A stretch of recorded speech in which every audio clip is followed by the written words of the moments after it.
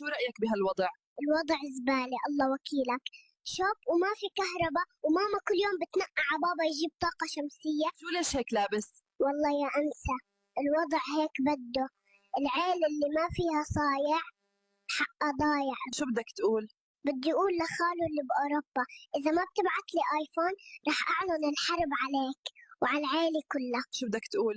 مع إنه ما بحب فضح حدا، بس هاد بابا كل ما يقلك إنه رايح يشتري له بسكوت بكون معه بنت. شو بدك لماما؟ بدي إلا تترك هالتليفون وتقوم تعملنا أكل، عيب عليها. اللي استحوا ماتوا. عاوز ايه يا بني؟ عايز الدندو وماما مش عايزة تديني الدندو. What do you want for mama?